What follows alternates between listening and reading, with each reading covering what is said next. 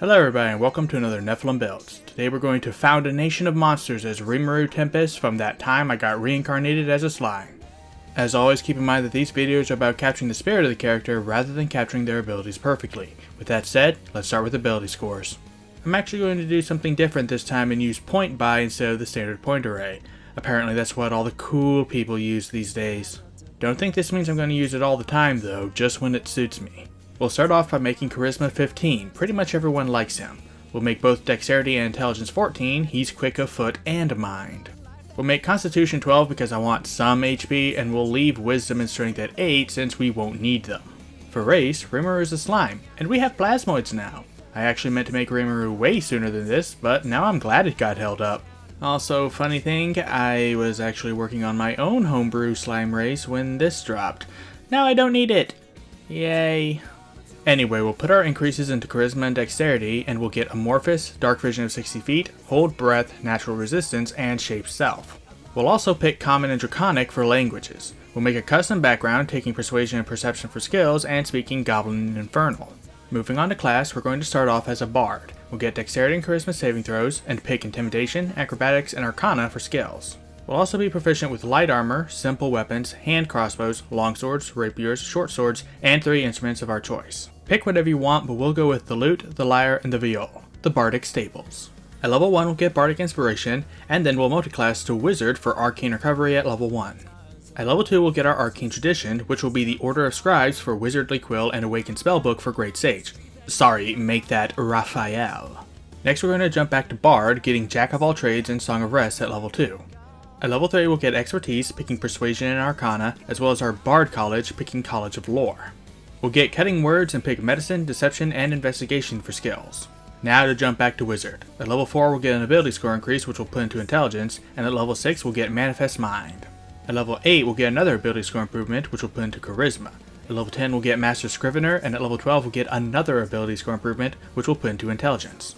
At level 14 we'll get one with the word to just say no to damage, and at level 16 we'll get one last ability score improvement which we'll use to take the Tough feat. We'll finish up at level 17 for 9th level spells. Now that we're level 20, we finally have our modifiers. Now to talk spells. As a Bard and Wizard, our spellcasting abilities are Charisma and Intelligence. Our spell save DC is 18, and our spell attack modifier is plus 10.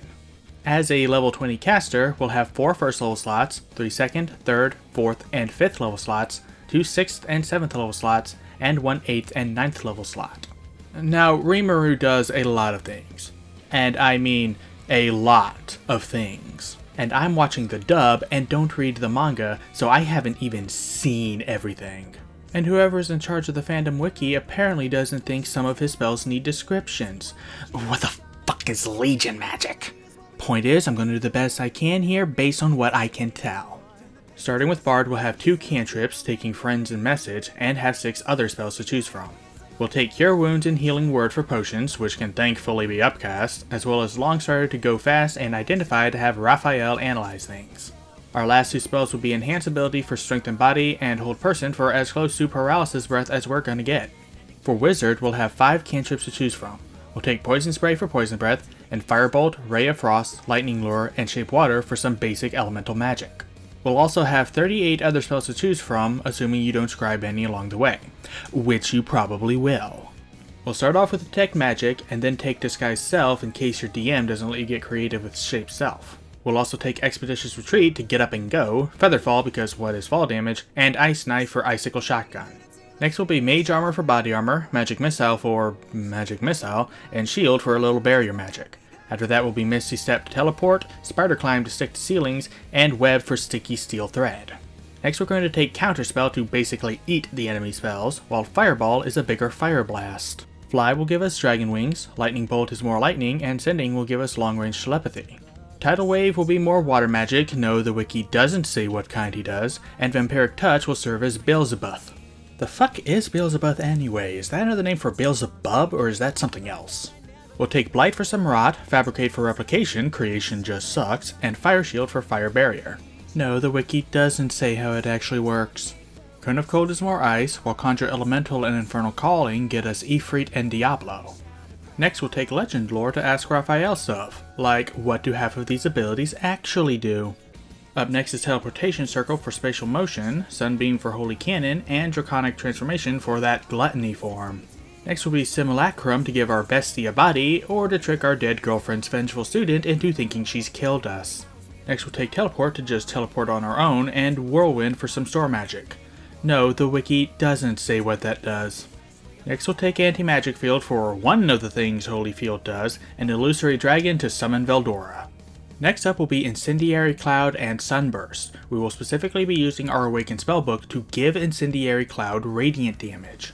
This will give us continuous radiant damage over a wide radius that could be reflavored as lasers. In short, this is as close as we're getting to Megiddo. Wanna know why this build took so long? Figuring this bitch out. Our last two spells will be Gate to transport an entire army at once, and Prismatic Wall for multi-layer barrier. The wiki does not say if it's a dome or just surrounds the user, just that it's multiple layers that absorb certain types of damage, and that's close enough. And no, this isn't even close to everything, hence why you'll be scribing a lot of spells. But hey, you run your own nation, you can afford the cost. Going back to the main sheet, we'll just take a Scimitar for a Katana and our spellbook. Our AC with Mage Armor is 16, our movement speed is 30, and our average HP is 146 with 3d8 and 17d6 hit dice. And with that, we are done. Thank you everybody so much for watching. Let me know what you thought of this video down in the comments, and I'll see you all next week when I make Trevor Belmont from Netflix Castlevania.